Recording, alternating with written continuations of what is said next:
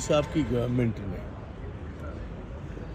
जब ये काले कानून वापस भी लिए हैं, अभी तक उनकी नोटिफिकेशन नहीं की जी। तो सेंट्रल गवर्नमेंट की sincerity towards the cause of the farmers के कॉज की जितनी सिंसेरिटी है वो तो आप इस बात से गौज कर सकते हैं। इन्होंने विशेष तौर पर ये कहा था कि हम एमएसपी को लीगलाइज करेंगे, लीगल जामा पहनाएंगे, कुछ नहीं किया।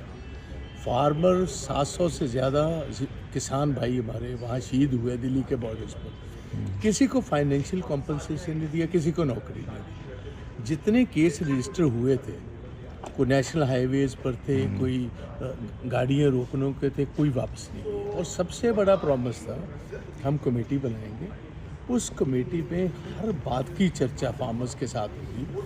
और अब क्योंकि पार्लियामेंट पोल आ गई है, एक दफ़ा फिर पंजाब हरियाणा और सारा किसान मूव करना शुरू कर दिए। आज फिर मिनिस्टर आ गए।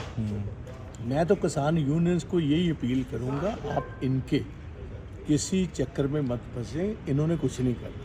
अगर इनकी नीयत होती तो ये तो कब का फैसला हो जाता। और ये देखिए कि एक तरफ डॉक्टर MS स्वामीनाथन साहब उनको दे रहे हैं, उनको भारत रत्न दे दिया, मगर जिस वजह से जो उनका मूल एक अपनी बात थी कि किसानों की हमने आमदन बनानी है और C2 का फार्मूला है जो दे रखा है, या तो उस फार्मूले को अडॉप्ट करते, MSP लीगलाइज करते बाई क्रॉप्स पर, उसके बाद भारत रत्न देते तो हम भी मानते कि सही मैंने में ईमानदारी से डॉक्टर MS स्वामीनाथन जी को इन्होंने एक इतना बड़ा एक उनको अवार्ड दिया उनकी लाइफ अचीवमेंट्स तो को। ये क्या लगता है भारत रत्न देने के उसको जो नहीं कर बेसिकली सके? तो न्यूट्रलाइज कर दिया। भारत रत्न देकर स्वामीनाथन जी को एक इज्जत मान दी है, हम वेलकम करते हैं, मगर जो बेसिक उनकी सोच थी उसको आपने कम्प्लीटली नेगेट कर दिया, उसको ख़त्म कर दिया। और आप देखिए हरियाणा में जैसा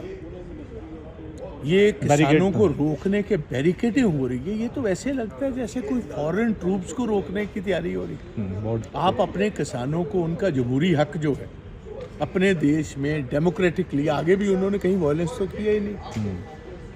अगर ऐसे किसानों को रोकना चाहते, और हमारी इंडियन नेशनल कांग्रेस पहले भी किसानों के साथ थी। जब हमारी गवर्नमेंट रही पंजाब में, आप देखिए हमने जितनी देर भी पंजाब में उनकी एजिटेशन चली, टोल प्लाजाज फ्री कर रखे थे, और गवर्नमेंट ऑफ पंजाब ने, कांग्रेस की गवर्नमेंट ने तब मदद कर कर इनको, दिल्ली कोई लाठी तक नहीं चली, इनको हरियाणा का बॉर्डर क्रॉस करवाया। और आज आप देखिए टोटल उसके उलट हो रहा है। तो इन्होंने किसानों को तो सारे हिंदुस्तान में ना पहले कभी दिया है, ना आज कुछ देने। कॉर्पोरेट हाउसेस की आमदन बढ़ी है, किसानों की आमदन कम हुई। और 72,000 करोड़ रुपए आप देखिए मनमोहन सिंह की गवर्नमेंट ने कर्जा मुक्त किया था। लाखों करोड़ों रुपए का कर्जा इन्होंने कॉर्पोरेट हाउसेस का माफ कर दिया। मगर हमारा किसान जो है पंजाब का, हरियाणा का, राजस्थान का, वेस्टर्न यूपी का, उसको 1 रुपए का भी आप हमारी फसलें खरीदने को आप तैयार नहीं। हमारा जो जमहूरी हक है, कम से कम मिनिमम सपोर्ट प्राइस आप दोगे तो उसके बाद ही ये 60% तो देश हमारा है ही एग्रीकल्चर पर बेस्ड है। तो आप और क्या मदद करो? तो अगर वहाँ पे अगर स्कफल होती है पिछली तरह की, जना जो लग रहा है कि जिसने बैरिकेड लगाई, आर्मी बुला ली, वहाँ पे BSF बुला ली, तो उसके पीछे अगर कुछ नुकसान होता तो क्या जिम्मेवार? इसकी डायरेक्ट रिस्पॉन्सिबिलिटी सेंट्रल गवर्नमेंट की होगी। आप मुझे बताओ, एक आज़ादाना मुल्क में आप कैसे रोक सकते हो पीसफुल प्रोटेस्टर्स को? सारी दुनिया में प्रोटेस्ट फार्मर्स कर रहे हैं, यूरोप में हो रहा है, अमेरिका में हो रहा है, कनाडा में हो रहा है। कभी किसी ने उनको ऐसे रोकने की कोशिश नहीं की। हाँ, गवर्नमेंट अपनी मुतैदी रखती है, अपना प्रबंध रखती है कि कहीं प्रोटेस्ट जो है वो वायलेंट ना हो जाए। उसको अगर वायलेंस रहता है फिर रोकिए। हाँ, वायलेंस के पहले आप किसी को अपनी बात रखने का ही मौका नहीं दे रहे। और दिल्ली तो कैपिटल है हमारा।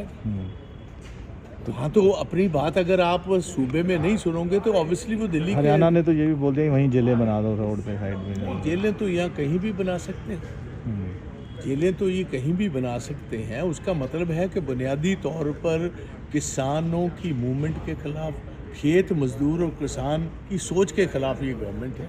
और ये बात उन्होंने साबित कर दी है। स्वामीनाथन जी को भारत रत्न देना हम वेलकम करते हैं, मगर जो उनका फॉर्मूला है उसको लागू नहीं किया।